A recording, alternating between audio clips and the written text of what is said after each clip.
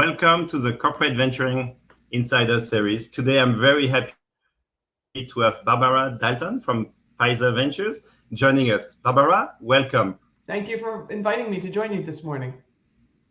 So, Barbara, as I always start, I'd like to ask the personal journey into corporate venturing.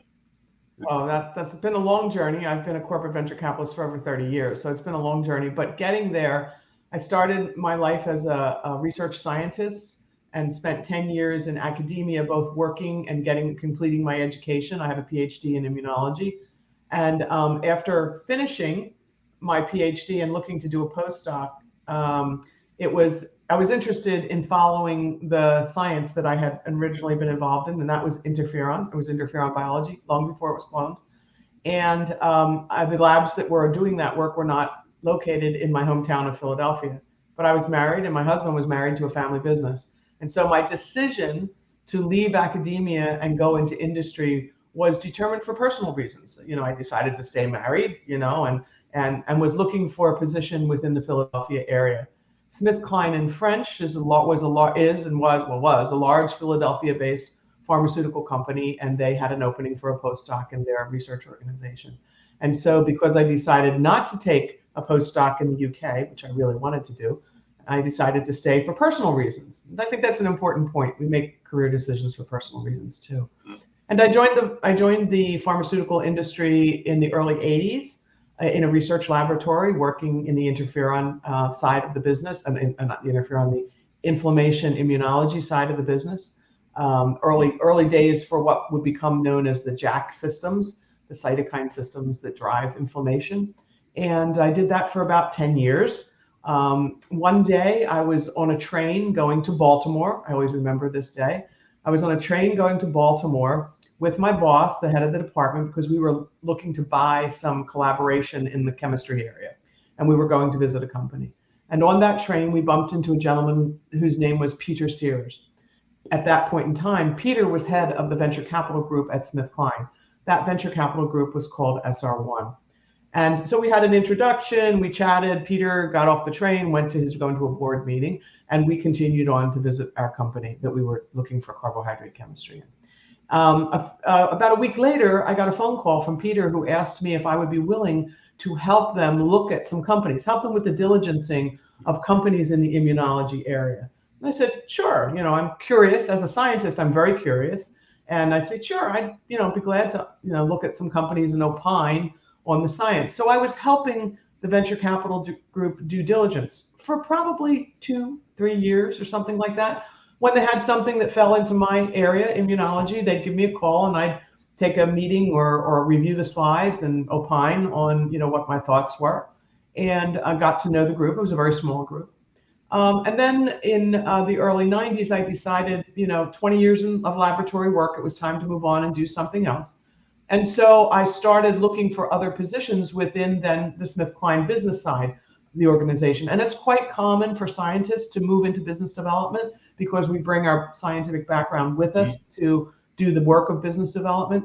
And so I was looking at a position there, and it was I did not know the hiring manager. And so I was diligencing the hiring manager, calling around and saying, well, you know about this guy. And I happened to call my friends over at SR1. I actually called Brenda Gavin, famous woman in the corporate venture capital world, who has unfortunately passed away a few years ago. And she said, oh, I don't know him, but you don't want to go there. You want to come here. You want to come work with us. And I said, I do. She said, yeah, you don't want that job. You want to come here and work with us. And I'm going, okay. She says, I'm going to have Peter call you. Come in for an interview. And I'm going, all right. This is like one of those strange changes in life.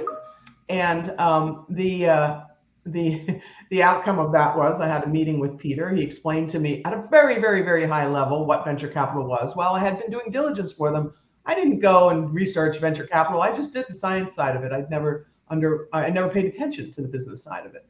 And so, he said that we're expanding the group and we would like a scientist to join us.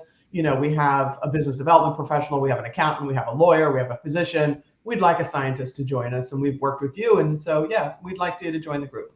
And I said, okay, I'll join the group, So one day I walked out of the lab and I walked into the venture capital group. Why? because I had made a connection in a network 3 years earlier, not because I was driving to get that job. I never thought about it, to be quite truthful. It was because I found it interesting.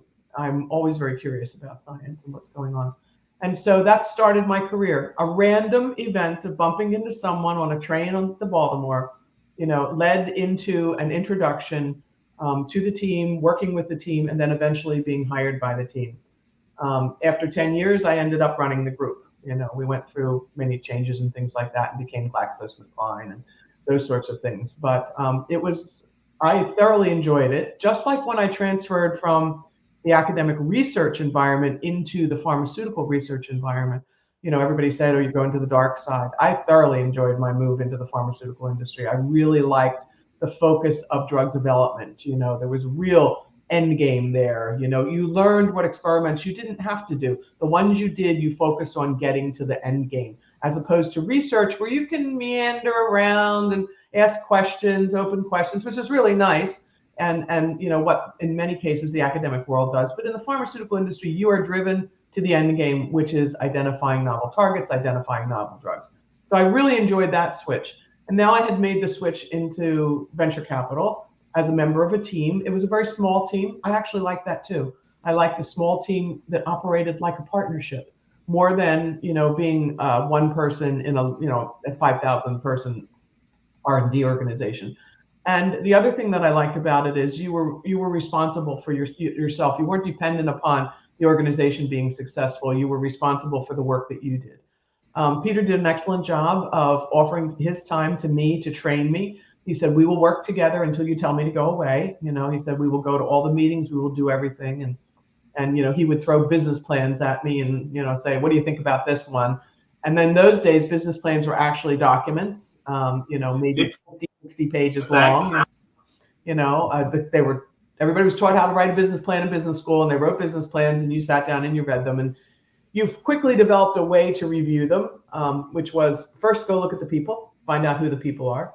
And I remember one of the first business plans that Peter gave me to read. The first thing when I read it from cover to cover. Of course, you're a beginner, you don't know what to focus on. And when I got to the people that were involved, there was a group of strange people involved with this company. People who had no knowledge or no background in the science area, but who had name recognition. If I mentioned their names today, everybody would recognize them because one was an opera singer and the other was a general in our government too. So it was like, what are they doing there, et cetera. And it was the sort of thing where Peter said, yep, we pass on that one, that sort of a thing. So learning by doing. I believe it takes a couple years, 3 years or so to really learn the venture capital world. So I was a corporate venture capitalist for SR1 for 10 years. At the end of those 10 years, there were some decisions made in the corporation post-merger. They couldn't decide whether they were going to go forward with SR1. Fortunately, they did. But the majority of us in SR1 decided to go to the private fund, which we had created during our time at SmithKline, particularly during the bubble, because it allowed us to tap other sources of money to make investments. The Glaxo organization didn't like that, and so we separated ways. And it was there that I received a phone call at one point in time, a couple years later, from a headhunter who was looking for someone to lead Pfizer's ventures. Now, I didn't know Pfizer at all. I knew that they were New York based, which is not too far from Philadelphia, my hometown. And, they were looking for someone to lead the group. And I thought, well, I 10 years in one corporation. I ended up leading the group before I left. I pretty much know what all the issues are going to be from a corporate perspective, because they're fairly common in the corporate venture capital world. We all suffer or benefit from the same issues. And so I said, yeah, sure, I can do this. This is something new and interesting. And it was also, let's come back to the personal. It was also a point in my personal life where my daughter was going to college. And so it was okay, I don't have to be home as much anymore. And, I could spend, 3 to 4 days a week in New York. And so that's when I started at my current job, which was leading the Pfizer Venture Group. And that was 16 years ago. And so I've had 2 major stints in 2 different corporations in the pharmaceutical business in working in, running, and managing corporate venture capital organizations. And it's a circuitous path. I say that I'm a accidental tourist in my career, because if you think about it, I'm very old, so let's put that out on the table. When I graduated college, there is no way I could have said, I want to be a venture capitalist investing in the biotechnology community for a pharmaceutical company. You couldn't say that back then because the biotech community didn't exist and venture capital was barely, it was mainly in its infancy, at that point in time. So the learning I take from that is make sure that you're prepared for whatever comes in the future because you don't know what it's going to be.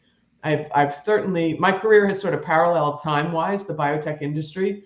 If you think about, was it Genentech's IPO in the end of the 70s, and I got my PhD at the beginning of the 80s, et cetera. So I entered the business world at the time, at the very beginnings of the biotech industry, and which was started by venture capitalists, obviously, and has only grown since then too. But it's been interesting that nowadays kids graduate, go to college, and say, "I want to be a biotech venture capitalist." I couldn't do that when I started, but it's the whole thing is be prepared for what's out there and be curious. I think that's the most important thing. Actually, I think that's a golden nugget from your story, which is curious and being open. And even I think you're very humble about the meeting in the train. There's no doubt that during that conversation, you must have shown interest, passion about the topic enough that you would get the call a week later. But also, I think it's also not luck that you got the call from the headhunter to say, no, you should come and apply, because you had spent 2 to 3 years bringing value without ulterior motive. You were genuinely giving value. So maybe you can speak to that. How important is it to bring value before you even have a goal? You need to clarify a little bit more to bring value. Well, I think that's always progressing your career. For example, I could bring to the table at Pfizer my experience that I had before. So it's a toolbox. I consider it a toolbox. What tools do you have in your toolbox? That's how you're referring to value. What had you learned, to get there? What had you done? What did you understand? It's very interesting. I'm a biotech investor, which is science-driven. Drugs, for the most part, we focus on drugs. We do some other things, but for the most part, we focus on drug development. And it's very different than other types of venture capital who focus on businesses who have products and are going to market and things like that. And so basically, you have to be very much, I think you have to have a greater understanding of the details, the scientific details in the work that we do. So my first value that I bring to the table is as a scientist, or as a former scientist, to be quite truthful, as a scientist who also received training, not only in the classic academic environment, which focuses you down very narrow, but also in the pharmaceutical research environment, which broadened my background. So I took my scientific background and I broadened it. I learned the business on the job doing it from that perspective, after 10 years of making venture investments and, working with companies, et cetera, I had learned that aspect of the business. And I got to understand the pharmaceutical industry and to some extent how it operates, although it still surprises me to today. But I think it was the total package that was put together, the tools that were put in the toolbox. But I didn't have that overriding, that's where I'm going type thing. Yep. It was just, I collected good tools. I collected scientific training. I collected some pharmaceutical knowledge. I collected management training, et cetera. It's very different. A lot of people, venture capital in its purest form is a financial function. And a lot of people with financial backgrounds sort of say, well, I can do that. I'm good in finance and all that sort of stuff. And maybe you can in other disciplines, but in the biotech space, you better have some knowledge about the science and what's going on there too. So, purely bringing a financial perspective to venture capital may work in some areas, but in my science-driven area, it doesn't. Our companies are basically big research projects. Everybody thinks one of the questions I get asked, well, how could you be a scientist and then move into this business thing? I said, that was my next question. They're research projects. They're run on budgets that are expense budgets. So I don't have to worry about, a financial accounting for revenues, financial accounting for software, all that sort of technical financial stuff.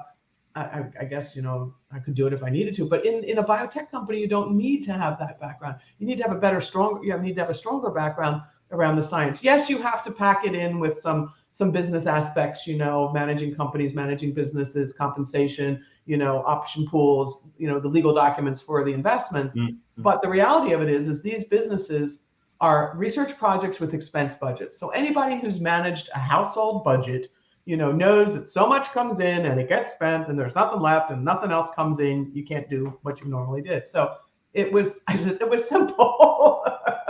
The business aspects of it, probably the more detailed aspect of it, were the legal documents that govern our investments. That is something that, you read several times and you go bleary-eyed and it puts you to sleep. But eventually you figure out what are the points you need to focus on. And you don't end up reading every word, and you know what to focus on, and you have this list of things that you go through and tick, and you work with really good lawyers too. That helps. But I'm the type of scientist who, in the beginning, I read every single legal document I had. And I don't think I understood it all in the beginning, but eventually it comes. And would you say, because I can see the value of a PhD, which is really you go very deep into a topic, you build convictions from first principle, then you have to argue it with other peers who will challenge you. Yeah. As an investor, this really is valuable skill set. Could you speak to this discipline? Well, I think it's what I think it is I think it's the feeling comfortable with being questioned and questioning. I am described as very blunt and straightforward. And I'm also described as you always have a question. Well, that's because I have so much more to learn. I mean, there's so much out there to learn. And I only ask questions if I don't know something. I don't play games with asking questions and things like that. But it was that interrogation, be it on either side of the table.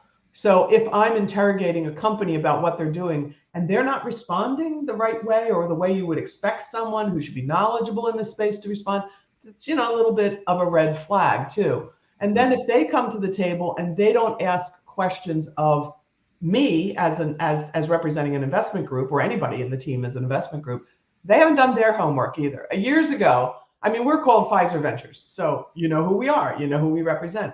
But years ago, when I was at SR1, it didn't say SmithKline. It was actually, for those of you who don't know, and I think many of you do know, but it was named after the Schuylkill River in Philadelphia, where SmithKline was located. And it was a mimic on Charles River Funds in Boston, because Charles River Funds had been around for quite some time. And we rapidly needed a name for this group at one point in time. We said, okay, it's Schuylkill River. And the lawyer said, no one can spell Schuylkill, so call it SR1. But with a name like that, you don't bring with you the corporation that you're representing. So there would be people who would companies that would come and pitch to us and have no clue that we represented, the pharmaceutical company SmithKline, or later on GlaxoSmithKline. And that to me was also a big red flag. You weren't ready, to be in the room with people. You hadn't done your homework, when it came down to it. So I think the discipline, the way science is done, allows you also to be able to jump from one subject to another. So in the venture capital world, my scientific knowledge went from being very deep to being very narrow but very broad. But some of the basic questions are similar, particularly in the drug discovery part. So it allows me to ask semi-intelligent questions in areas I don't know very well. And I think, I want to touch about diversity of thoughts, because you mentioned the teams you joined was a very small team, but everyone was different backgrounds. Mm-hmm. Can you share maybe some of the learnings from having the small team but very diverse backgrounds, and how it helps with decision making? Yeah, I actually think it's a wonderful situation. So it's a wonderful situation if you're the individual, like if you're the physician, you get to answer all the physician questions and nobody can argue with you because you're this expert in that area, right? So that's a very good position. But you get the perspective of people with deep knowledge in different perspectives. It's like a 360 view, right? So it's a 360 view of the investment you're looking at. And most partnerships that are well run with the team of investors basically opining on the deal or the company you're looking at together. So if I found a company that I felt was interesting, I bring it to the table, and we had partnership meetings. There's a standard in the industry, which I don't know whether everybody follows, but I continue to follow it, is team meetings on Mondays. That's what I call the partnership meeting. We do the same. We don't have a partnership in Pfizer Ventures, but I manage it like a partnership. We all come together, you all hear, you all get to basically poke, and question the ideas. But I think having people with diverse backgrounds, particularly when you're building businesses, so think about the business you're building. It's dependent upon science, yes. It's dependent upon people, yes. It's dependent upon finance and accounting, yes. It's dependent upon legal too. And if you're in the drug development business, it's dependent upon human health, et cetera. So no one person brings all of that to the table, although many may say they do. No one person brings that all to the table. And I have always felt that 3 brains are better than 1, when it comes down to it. And I am limited, in my knowledge base, and I would never pretend to be the be all and know it all for this. So I do like diverse groups, I like small groups, I like diverse groups, and I like everybody to bring something to the table, something a little different to the table. So when building a group, the way I guess Peter built SR1 in the beginning when he started it was to say, we want people in these different disciplines too. And I think it works really well. And I can learn from them. I can go to the finance guy and say, explain this waterfall to me. I can go to the lawyer and say, why did we put this in our terms, et cetera, things like that. So it's a great learning environment, but it also, I think it makes you better investors when you have diversity. And I think it goes hand in hand with what you said earlier about being curious and open. Well, I also, I've been in I don't change jobs frequently, as you can tell. I'm not a 2-year here, 2-year there person, because as long as I'm enjoying what I'm doing and everything else is fine, I'm very happy. I love doing what I do because I learn constantly. I am exposed to novel, new technologies. I'm exposed to new science, et cetera. The people who come in and pitch to us or in the very early days, you see a lot of companies, you don't invest in them all. I'm learning every time that occurs, and I am not sleeping during those meetings, and I am not, bored. I am sitting there taking notes and asking questions because I can take away something from any meeting that I have. And if I'm going to spend the time there, I'm going to make sure I take away something from it. Now, I may not invest in that company, but I may learn something different too. And I can remember sitting in meetings and like having my socks knocked off. It's like, whoa, you can do that? Really? Et cetera. And that's great. That to me, that basically keeps the old scientist inside of me, the curious scientist inside of me, alive. Let's put it that way. I really very much enjoy that aspect of it. The tougher side of things, not usually the finance side, it's the people side of things. That's the tougher side of things. That's when, it's like, the emotional side, et cetera, having to manage, companies that are going through turmoil or hire and fire management and things like that. That's the really tough side of it. Science is hard and we fail in the science, but maybe I'm more accepting of failure on the science side because, drug development, we fail most of the things we start, to be quite truthful. Yeah. But the people side of it is the tougher side and the most important part of the investments we make. It's also probably the less predictable. Like you said, it's the science part. You have a predictability of failure. The human side, you tend to be on the optimistic side when you invest. Yes, you are. I think that's a human nature thing. I don't think we go into most of these, and their relationships, and in my world, our investments are 5 to 8 years. So they're long-term relationships. And we go into most relationships thinking things are going to be good. We don't go into relationships and saying, oh, this is going to be terrible, because you wouldn't make the investment, right? When it comes down to it. So yeah, and then I think you're personally disappointed that one, either you made a bad choice, or secondly, you didn't see what was going on, or you were disappointed by another human being, which happens in life, Talking about the human element, and this one is a tough one even for myself. If you see a very good project to invest in, but you're not getting along, but there's nothing wrong with the person, you just don't feel this connection. Do you follow your gut in terms of deciding to invest or not? How do you handle this where everything is green, but there's something that doesn't quite connect with the person? It's a big red flag for me personally. But what I will do is a gut check with somebody else. Whether it's intuition, gut, whatever you want to call it, we do have these, sometimes hard to pinpoint senses of something strange here, something wrong here, et cetera, too. And I would listen. I would very much listen to your gut when you're doing this. But the thing to do is to actually have what we call a sanity check with somebody else, saying, how do you feel about this person? Or just say, I can't take this deal forward. Why don't you see if you could, because the science is so great, or the technology is so good, or if you're a corporate group, if this is something your corporation really, really is interested in, and if you think about it, this is one of the big differences between venture investing, I hope, for most corporations, and business development. Business development will do a transaction to license or acquire a product, a tool, a technology, regardless of the people around it, right? They will do their diligence around the product, the tool, or technology, and they will know the quality as best they can determine at the time they do the deal, the quality of it. And then they take it, either they bring it in or whatever, however they take it forward. But when we invest, we get the management team too. And we get the whole picture. Think about it. Your company may only be interested in one. If they're developing 3 products, may only be interested in one product, and the other products may be duds, or they may be the winners and the one your company is interested in is not. But we get the whole package. We get the company, we get the bad management, the good products, the bad products, And so our decision making is different than doing a decision as a corporate business development professional. Yeah. And I always say that I use science as opposed to technology, but superb science and technology in the hands of poor management will not go anywhere. But I'll tell you that sometimes mediocre science can go really, really far. Mediocre management.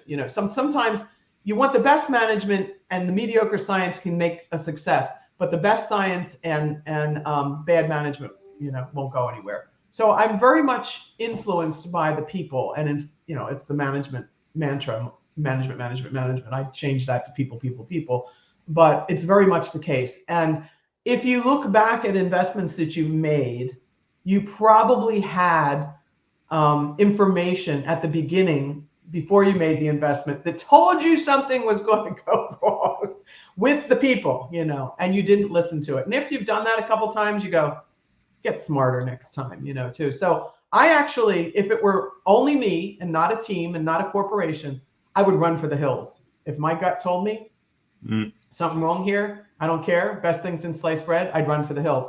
In my world, usually there's not just one company in a space. There's usually, I call them star clusters.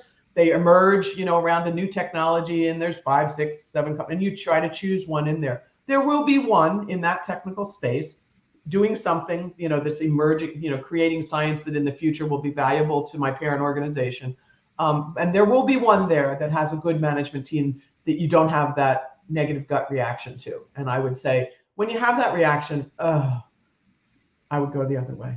I just go the other way. I think there is something counterintuitive, maybe useful for the audience to. It's true for your co-investors too. It's not just the people in the company. It's your co-invest. It's the whole ecosystem that you're jumping into. And it's if you can't work with your co-investors, that's also a problem too. As much as it is a problem if you get a bad read on your management. So it's all about the people around trying to make this company a success, as investors, as employees, as support, lawyers, accountants, whatever the case. It's the whole package. Good people. It's the whole package, and maybe what's not intuitive is you're going to stick with these co-investors and these entrepreneurs for 5-10 years, which means that you actually need to be comfortable with whichever direction they already think they are going to. Well, for M&A or business development, there is probably a very quick shortcut to say, you know what, it's actually the product, it's the technology, but if it doesn't work out, we can change the management, we can bring our own people, and therefore it may not be about, are we okay with these people for the next 5 to 10 years? That's true. That's very true. That's very true. And I people equate it to marriages. Some marriages don't last 5 or 10 years, when it comes down to it. These are very close relationships. You're highly dependent upon each other. And so the decisions should be made very, very carefully. Now, we, at least in my group, we all come from science backgrounds and we're science driven. And one of the biggest things in educating and bringing on board new managers in venture capital groups who don't have the business experience but come with the pure science is to have them be comfortable with understanding that the science is not the leader here. I mean, it's good, it's important, it's a big piece of what you're doing, but there's beyond that, because some people, as they move immediately from the lab, are just looking at the science, just looking at the science, just looking at the science. I said, no, you've got to grow and look beyond the science. You want good science, yes, no doubt about it, but it's more than just the science. And that's a transition that scientists who move into the biotech, for example, investing space have to make, I think, in order to be successful in my own mind. So I want to ask about recruitment and training of your team. But before that, there is one thing you mentioned about making mistakes and then going back. Could you share maybe some best practices about doing retrospectives, about decisions made on some investments and learning from that? So I'm a senior person in my role. I have had years and years of experience, and I've seen a lot of what we call the good, the bad, and the ugly.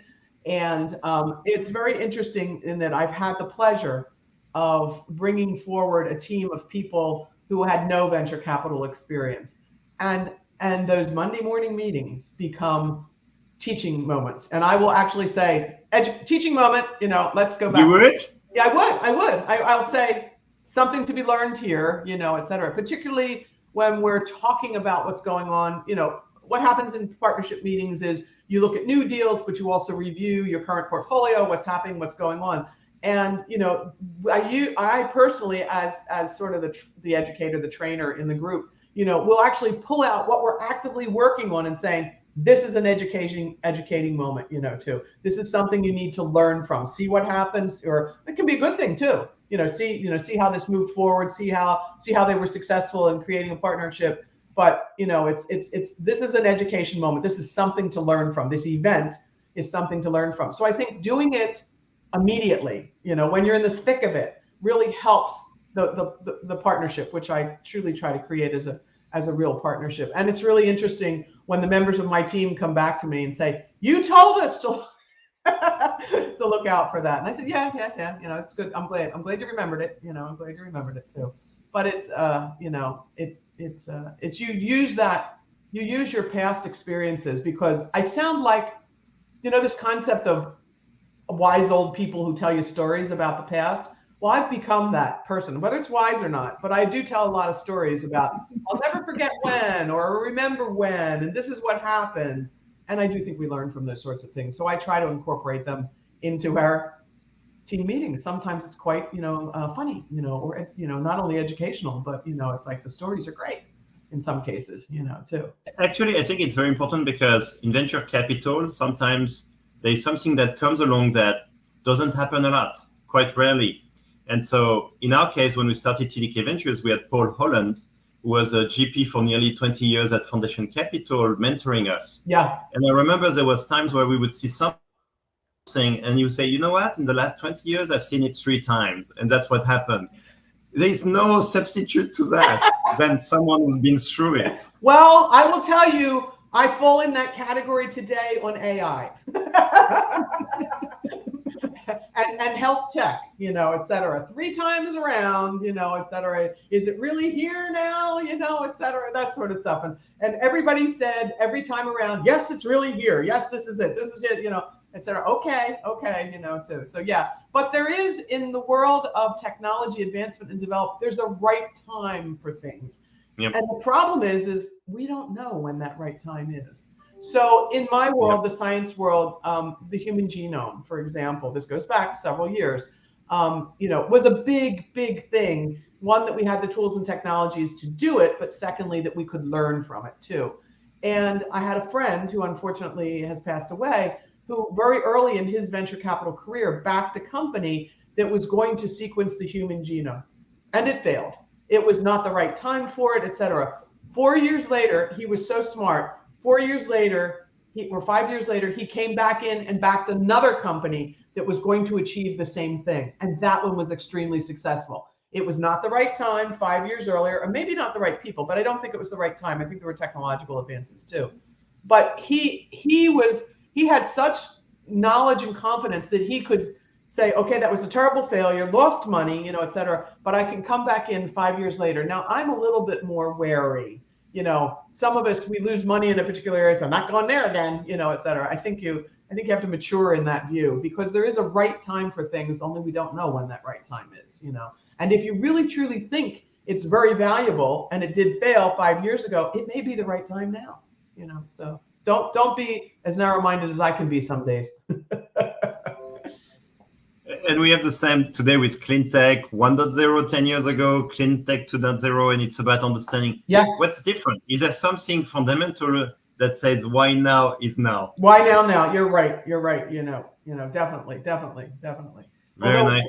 there's always a different flavor to it too. It's interesting. It's interesting if you've been around. That points to another thing that I think is quite valuable. And I don't know how much people do this, but when I first got involved in what could be called AI, it was big data or something like that back in the, oh my God, when was that? Back in the 90s or something like that. I thought that this could be my own personal opinion was the pharmaceutical industry has tons of data, and boy, if we could use it, benefit from it, that would be really great. So I chose to attend one of the big data conferences, one of the major conferences too. And believe me, they were talking Greek as far as I was concerned. I didn't know anything, but I wander around and I listen to the conversations and I hear the applications, and I also look to see what other pharmaceutical companies are there. So is this on the edge of pharma getting involved and pharma looking at it, et cetera? There was a lot of astronomers there, a lot of astronomy and star mappers and stuff like that, in terms of the big, whoa, but that's not what I need it for, or looking at Newton Bayesian analysis was been around for a long time, but it became extremely popular then and things like that. And, I would sit in and just sit back and try to learn from these things. But it was not the right time, for our industry, to really, grab hold. And it took some time, it took some years, but I really like to find an area like that and sort of watch it. My good friend, Brenda Gavin, who encouraged me to come and take a job at SR1, she always was very interested in the obesity space. And she had files in her drawer that focused on the brain axis of obesity and the metabolic axis of obesity. And she said, someday this is going to be important. That was in the early 90s. And she would keep up to date with new emerging technologies, et cetera. Never made an investment in the space, but she knew her view was someday this is going to be right for investment. And it was an area she was passionate about. And so she was monitoring it, And I think that good venture capitalists do things like that too. It would seem to me that our times go faster. The time between discoveries is faster, everything's faster, et cetera. But if there's an area that you really think is going to benefit if you're a corporation, your company, et cetera, and things like that, monitor it, keep track of it, So at TDK Ventures, we have this preparedness concept, which is let's make sure that we know exactly what we wish to invest in, what are the KPIs we are looking at. We may not find anyone yet, but when it comes across, we would be so ready so fast. And do you get help from your internal organization, the product development, people like that say, boy, if we could do this, that would be great. This is what we would like to do. That to me is a very good dialogue with your parent organization, and one that we're not always that good at, to be quite truthful, in general, because we have a big job, outside of it.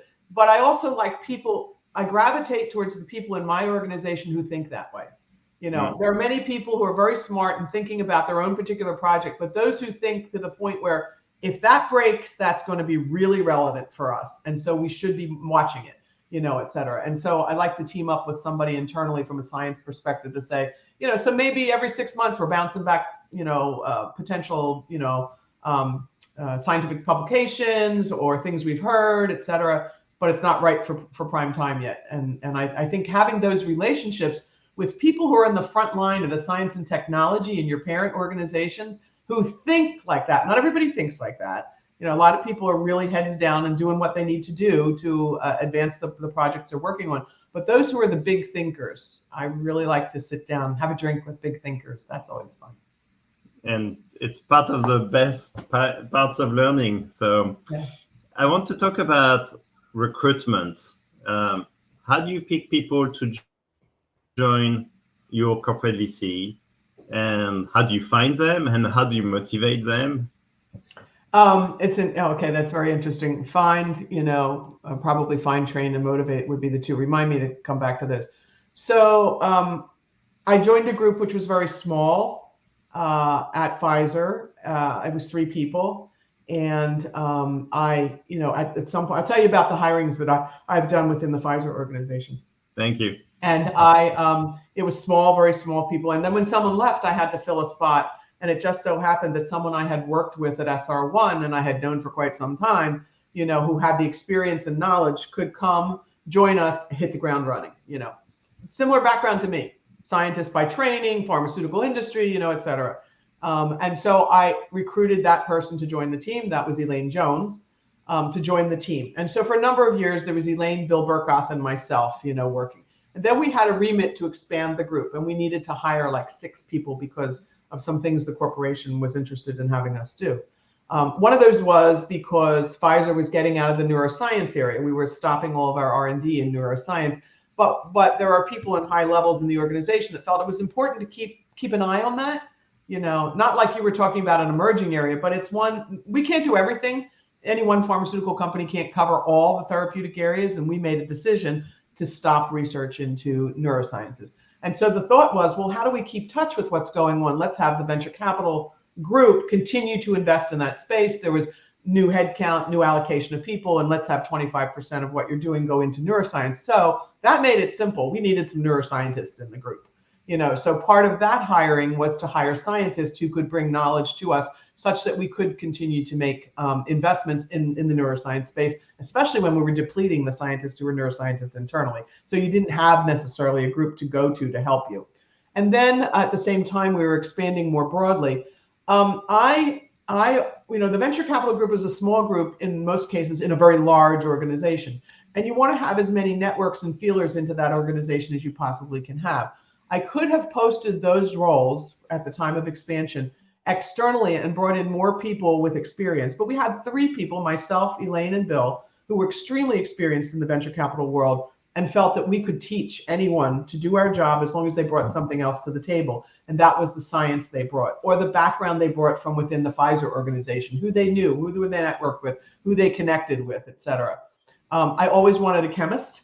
As a biologist in the research side of things, you were only as good as the chemist you had, to be quite truthful, because we're ultimately a chemical focused company. Well said. And so, in that, I felt every one of our companies was doing something that involved chemistry. So I basically sort of did the Tinker Tailor candlestick maker type list and went through that list to determine, what sort of a phenotype I would like for the most part, and was definitely willing to bring on people who had not a clue about venture capital. And maybe it has to do with my background, having had someone also bring me on board, having not a clue about venture capital and helping me train up in the organization. But anyway, that was my approach, mainly because I wanted their networks into the Pfizer organization. I wanted their technical knowledge, et cetera.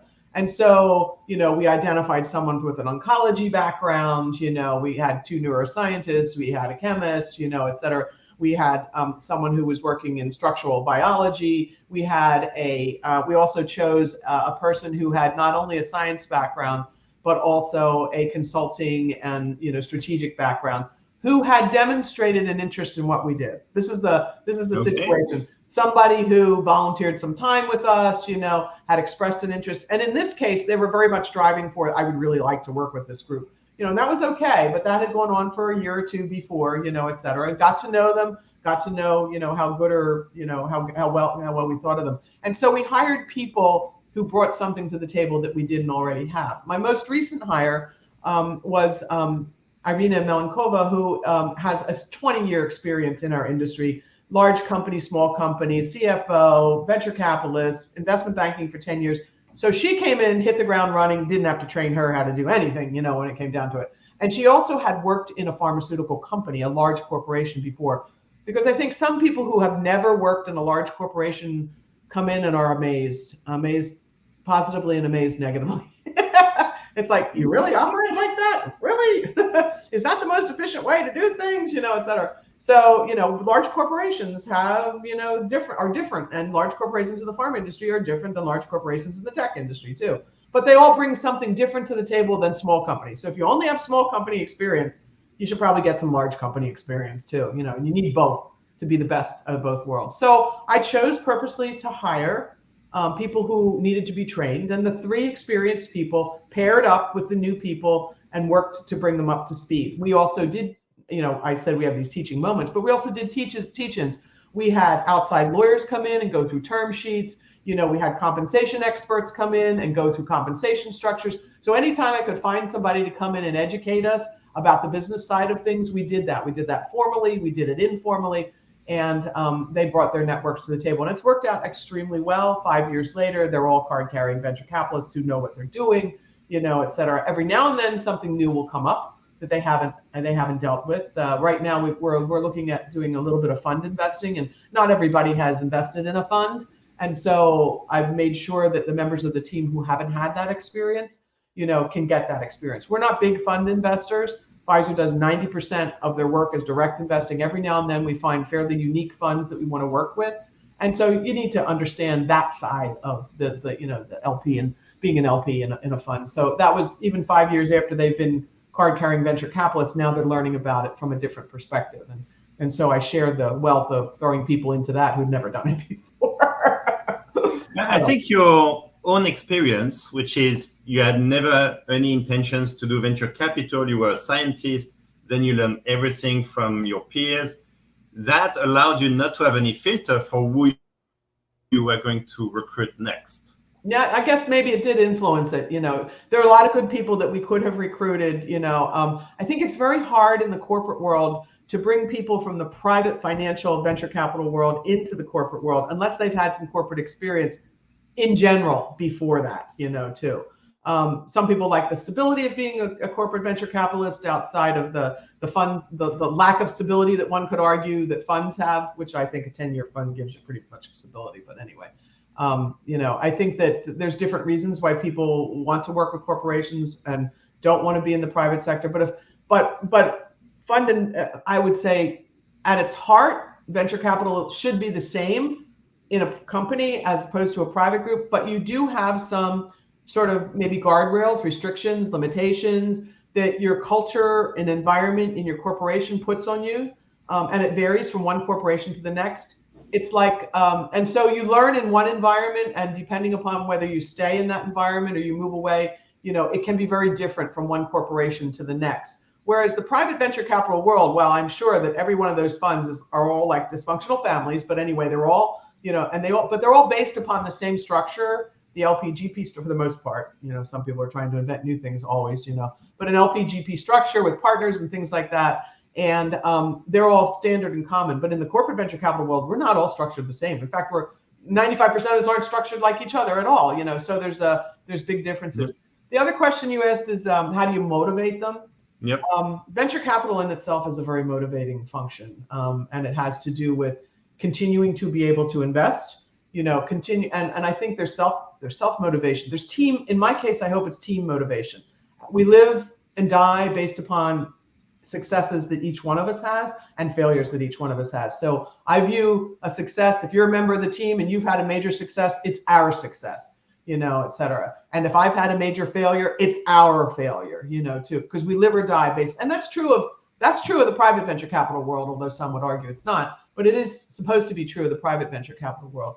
So I think being successful, if you look at the time frame that I recently expanded the group in 2018, we were in wonderful bull market, went crazy, nuts. So the last year has been a bit more educational for that team, because now we're in a bad market, So you need to go through the cycles to really. Is that your teaching moment? Yes, they're teaching moments. Yes, they're teaching moments. Too. Oh, why aren't these people coming into the rounds? All of a sudden, people are stepping away, not doing their pro rata pieces. I said, welcome to a down market. Welcome to different types of investors who came into the pure play venture capital world, and now they don't like it. They want to get out. They want liquidity faster than they can get it.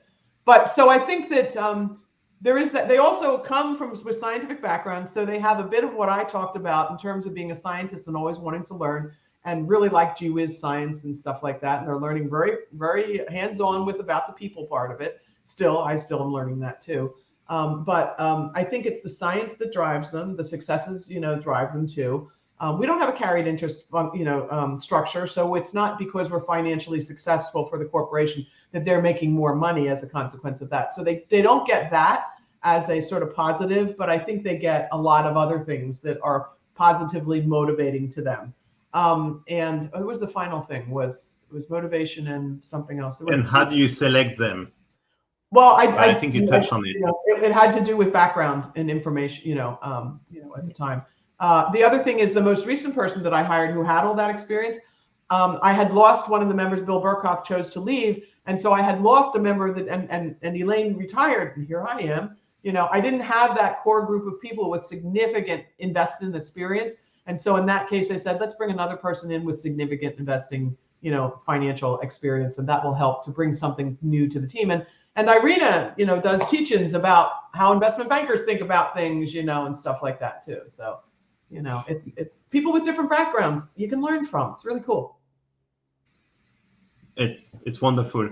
So I want to ask a question, which is, maybe I'm wrong about it, but pharmaceutical CVCs, let's start with normal companies, corporations, they have this kind of distribution law type of outcomes. Most of the outcomes will be good, very few bad, very few very good. Pharmaceutical is a power law. Most of the research will not pan out, but some will be exceptional outcome, which means that the power law that CVCs need to understand is already understood by the mothership. That's my assumption. Could you speak to how much of that is true, and is it helpful or not for you to create a CVC that can really perform and bring value? So the knowledge of success and failure rates in drug development are extremely well known. Meaning, if you it has changed a bit, but only 10% of drugs that are first put into humans end up making it. So your failure rate is great. No. But the one thing that you have to take into consideration, it still takes 10 to 15 years to develop a drug. And the venture capital investment function is at the front end. It is not, you're not around when that drug is successful or failure, to be quite truthful. So I like to think about that aspect of how, the success, and we can go back into individual, my rule of 10. But the way I view venture capital investing in the biotech space is a relay race, right? Where you've got a baton that gets passed to 4 different people. And as you well know, you can have the record-breaking time, in one segment and still lose the race, right? So we can have, and the venture capitalists, one of the benefits in the biotech space is we're usually gone before the determination of the drug's ultimate success in the commercial market, because that's too long, that's too far away, depending upon when you invest in things. And you can have a company and a drug in that company that looks great for 5 years or 4 years, and means if you're going public, then your stock is going up and you can exit in the public markets by selling your stock and making money on your investment. And then lo and behold, when they run that phase 2B trial, it fails. And then the stock in that company goes down, but you've already sold because you were an early investor. So you need to manage your exits, in sort of a time-based fashion. But we are never there when you determine whether the product is successful commercially or not. For the most part, we're not there. So we are the first baton runners in the race that it takes to bring a drug to market. You pass the financial risk of developing a drug, along with the baton. Consider the baton the product, but the financial risk gets passed along to it. You may pass it along to a pharmaceutical company if you sell the company you've started to another pharmaceutical company, could be Pfizer or somebody else.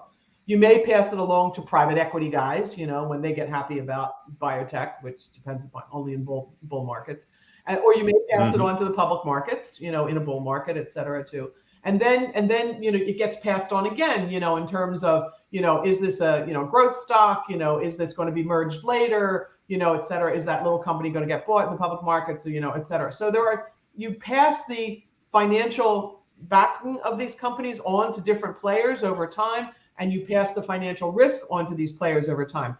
Each step along the way, you should be reducing the risk. Let's put it that way. And that's why venture capital is the highest risk type investments you make. Now let's talk about making 10 investments and I'm sure it's true in every, it's the portfolio approach. So you make 10 investments, you're going to lose every penny you put into 4 of them. It's going to go away. Failure, people, product, whatever. You're going to lose that money. That's a given when you make these 10 investments. The next middle, say 3 to 4, you'll get your money back. You may get a 2x, twice your money back. Maybe get twice your money back. But the way the venture capital works is 2 of them are going to be big winners. And they're going to pay for the failures, the lack of phenomenal success for the middle range of them, and they're going to pay for the ultimate success of a 10 company portfolio. So the good ones pay for the bad ones. But everybody in venture capital, well, every investment we make, we're sure it's going to be successful. We're sure it's going to make money. We're sure our parent organization is going to be interested in it going into the investment. But times change things, and that's not always the case. And so you have to have a portfolio, and you don't want a portfolio of things that are all in the same space. You want a bit of a broad portfolio. I mean, I don't want to do hardware investing and biotech, but I want to not have all my eggs in neuroscience, or all my eggs even in oncology, or I like a few tools, and, I like a few tools that are used in tool investments because they're shorter term, they don't take as much money, et cetera. And so I like a little bit of a mix in the type of investing that we do. Corporations will help you determine what investing they want you to do. It's really interesting in the corporate venture capital world that there have been situations, and they may exist to this day, where the parent says, I want you to invest in areas that we're not working in because we're not working in them. And those areas are nascent and new and emerging, and we want you to track them and be on top of them too. Or you can have a group that says, I only want you to invest in what I'm doing. I only, like I'm in oncology and I'm in inflammation, and I want you to invest in those areas and forget about everything else. That's the very focused, and so your corporate environment changes, how you make that diversified portfolio. Yes. When it comes down to it. And we use, I think I mentioned, we do a little bit of fund investing. Those are for very unique reasons, like tools for manufacturing technologies, which is not, like life science, industrial type tools, those sorts of things, or material science, et cetera. Sometimes a geographic focus in the globe, from that perspective, or sometimes somebody who's got access to a lot of very early stage companies. So there's a very unique way we choose to do fund investing as a corporate group. Some corporations only do fund investing. Some corporations like to invest in funds that do the exact same thing that they do. For the most part, my co-investors are the ones who are like the big biotech in private funds that are investors. There are co-investors. They're not necessarily the group that we as the venture capital group choose to put money into. The corporation may put money into them. Yep. The corporation has different avenues for deploying their capital, and they probably should use different tools. You look at everything a corporation does, they have different tools that they use under different circumstances. And venture capital meets some of those needs, but not all of them. So it's only one of the tools that you use to interact externally with the entrepreneurial, innovative external environment. And we all know that we don't have a lock on all the innovation which is going on inside our companies. And that's why corporate venturing has become so popular. I started 30 years ago. There were not a lot of corporates involved in venture capital, to be quite truthful. And since then, pretty much everybody has a corporate venture capital arm. And I would say if you're dependent upon external innovation, and we all are, especially since technology drives a lot of what we do, yes, it makes a lot of sense to keep track of those sorts of things. And run properly, it shouldn't cost you anything, meaning that the returns that the group can bring back to the corporation should be greater than your cost of capital. So absolutely, my floor in terms of return is get your money back, get approximately a 10% cost of capital, and then you're making profits for the organization. And it's out of those profits that you should be able to run your team and pay for your team. It should be paying for itself. Now, that won't happen overnight. That takes 5, 6, 7, 8 years to get to that point. But once you get to that point, you should be making enough money for the corporation, and they love the profits. And unless you're evergreen, and we're not evergreen, it all goes back to the corporation. But that should be enough money to cover all of your expenses, we're a small group. There's 7 of us, et cetera. But it would actually cover the expenses for a much larger group, because to be quite truthful, we've had a team which has been highly successful over time. And we have a very good financial return to the corporation, so that we keep a lot of people happy as a consequence of that, Yep. I wish we had more collaborations with the companies in our portfolio, with our R&D organization, but sometimes our interests diverge in the time frame that we're an investor. We make the investment at the time that the parent organization is interested in it, and then by the time it matures, the parent organization is no longer interested in it. Okay, we're going to manage this company purely for a financial return. And I think you need to keep that in mind, because I think there's no reason to keep a corporate venture capital group around who's losing money all the time. Like that's then don't do it. There's other ways to invest your money. But you could even argue that financial performance is a proxy of the strategic value. Yeah. And so if they are losing money, they're probably not picking the winners, therefore not the strategic value you seek in the first place. So, I always get asked, okay, you're a strategic. Are you strategic or financial? And I say yes, both. Because you want to make sure you make investments that are strategic to the outlines that we operate in within Pfizer, which is different than other groups may operate, but our strategic decisions are made in a certain way. It's what we're working on, to be quite truthful. In our areas of interest, Pfizer's strategic areas of interest, in companies that also have the capability of making money. If there's a great company in there, and we don't think for some reason, family-run business or something like that, that it's going to have the ability to make money from that perspective, we'll say no. Corporation, do a business development deal there. Not for a venture investment. So we always keep in mind both the ability to make money as well as the ability to have strategic investments to the corporation.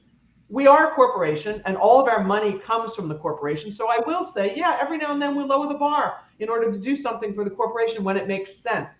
But we do not want to be throwing money away. We always want to keep a financial view in mind, as every corporation, no matter what your business should be doing. This is such a golden nugget, explained so well. We're at the top of the hour, but I still want to ask one question because it would feel really bad for someone who has 30 years experience of corporate venturing not to ask you. What's your hope, especially as we professionalize even more the corporate venturing and we get the organization of GCV who introduced us? What's your hope for corporate venturing in the next 30 years? Or even 10 years? Maybe 30 years is too much, but the next 10 years, what could we do better for helping out on corporate venturing?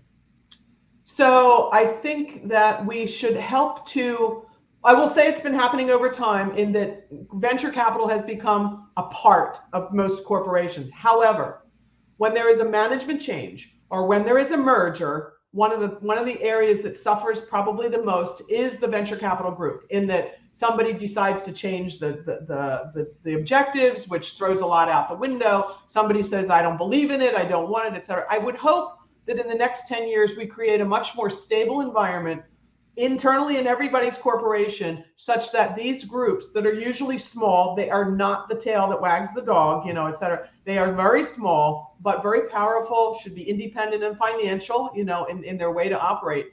That they don't suffer as much through the major corporate changes that occur. For example, you have many times corporations which need to save money and they're having across the board cuts, and large organizations are taking 10% haircuts. Well, if you're a group of 5 and you have to take a 10% haircut, you're going to lose a person, and you have to take those things into consideration. The other thing is I think corporations should gain a lot more value out of the members of their venture capital team, because we have a different perspective on things. We have a different approach on things. And I would say that they would become known better in their organizations. Many times they are sort of off in left field, too. I will say the one thing that I think that I could have done better in the years that I've been involved was more internal PR for my group, whether it was in my first fund that I was with, or whether in the Pfizer organization. And that's a little bit of a balance. You don't want to be super on everybody's radar screen, and sometimes you want to fly under the clouds, when it comes down to it. But I think that people need the continual education, and I would hope in 10 years that the understanding of what and how your corporate groups work, it becomes much more prevalent in your organization, so you can see what it can do for you as well as its limitations. It's not the be all and end all. It's not going to solve all your problems, but what you should expect of it. So I think it's increasing the knowledge of the corporate venture world, from that perspective, because we're all so different. I was just at the meeting last week, and it's like, oh, we can't sit on boards. Private companies, risk, indemnified at the company, indemnified at your parent organization. How much risk is there? But that's very different if you're like, we had a discussion, if you're Microsoft and you're one of the biggest buyers of a lot of tech companies and you have similar products. That's a little too close. I can understand that. Well, we co-invest with all of the other pharma companies because we don't know who's going to win, and if one of us wins, then all of us win, ultimately, and then we use the money that we make in the transaction and go back and invest in more good things for our parent organization. So I would just hope the understanding and knowledge of corporate venturing becomes much more widespread, in our parent organization such that they can be ultimately used to the maximum benefit of the corporation. Well, Barbara, I think you are helping with this interview by sharing all your best practices and insights of 30 years of corporate venturing. So thank you. Thank you very much for having me. I very, very much enjoyed talking with you and sharing my knowledge and learning something in the process too. So thank you very much.